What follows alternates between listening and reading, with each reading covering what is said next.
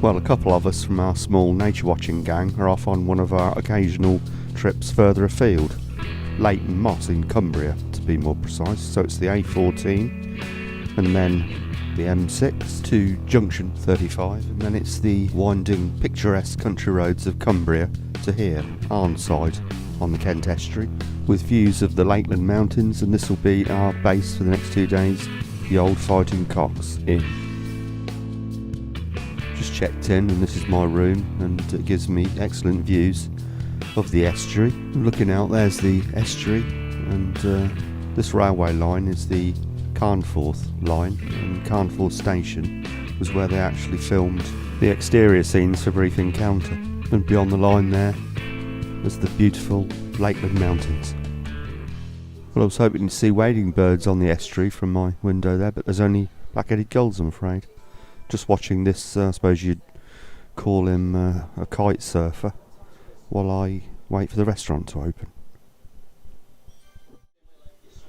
We just got back from dinner, looking out on the estuary. Seems to be a few more species of birds on view. Not that many though. We've got an oyster catcher there, and of course black-headed gulls. This one's actually got a ring.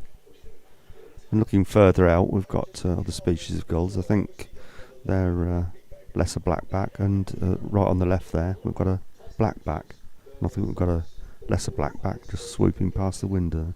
And looking further out as the sun begins to set, we've got some mute swans. Well, it really is a dramatic looking sky out there to the west, so I'm going to enjoy that and look forward to RSPB Leighton Moss tomorrow.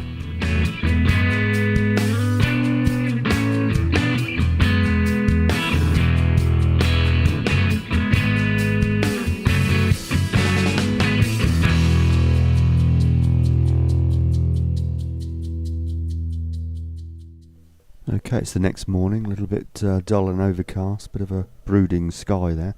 There's a few birds on view on the estuary. We've got shell duck there, a mallard, red shank, and oyster catcher. And this is pretty good. It's not a crow, it's actually a raven. We were out having a look around yesterday, and we heard a deep croak overhead, and looked up, and it was a raven.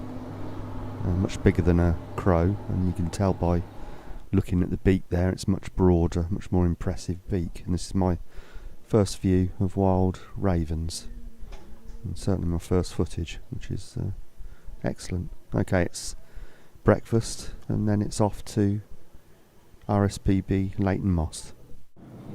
Right, we've just had an excellent breakfast, and we're in the car and off to Leighton Moss, and it's probably around about a 4-mile drive. Okay, here we are at Leighton Moss, nice visitor centre built out of local stone, and it really is beautifully landscaped and designed. It's one of the best centres I've ever seen.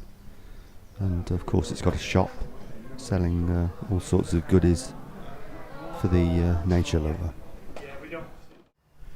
As you leave the centre, you make your way down various paths that pass through pleasant wooded areas, and every so often a view opens up across mainly reed bed. And as you make your way further along the shaded woodland paths, every so often you come across one of the channels that dissect the reserve. Well, there are 5 hides on the main part of the reserve. We visited 3 of them. First of all, the Grisdale hide, and then we checked out Lillian's hide, and then the Tim Jackson hide. Well, these 3 hides, and I presume the 2 that we didn't visit, look out over marshy wetlands and large expanses of open water and large areas of reed bed.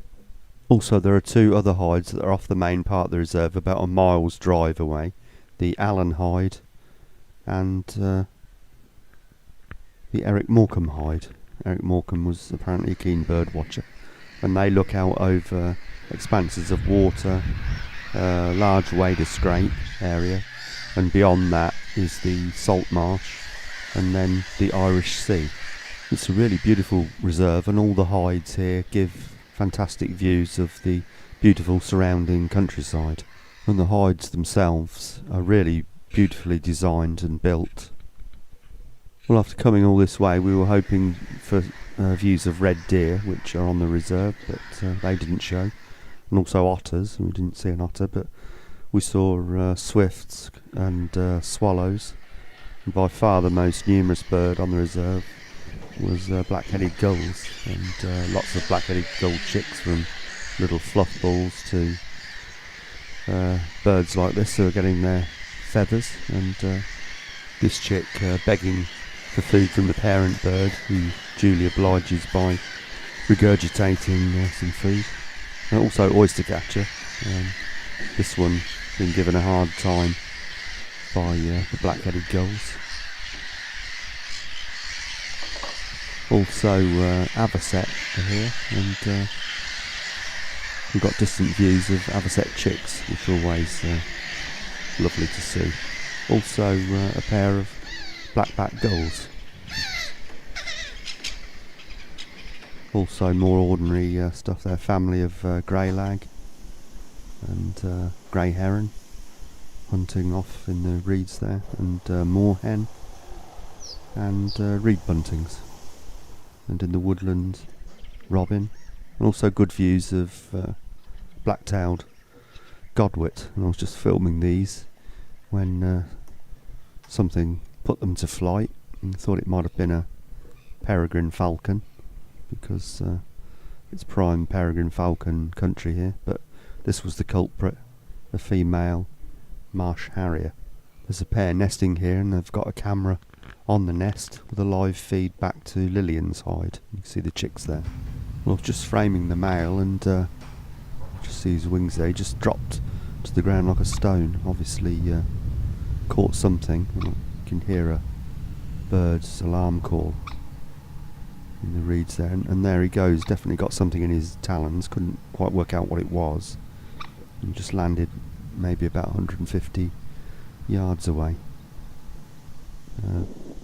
Obviously a chick or something, and probably picked up some of the nesting material in his talons too, but he's definitely devouring something there. And this is the highlight of the stay here for me, because it's definitely the best footage of a male marsh harrier on the ground. Excellent. Well, that's it.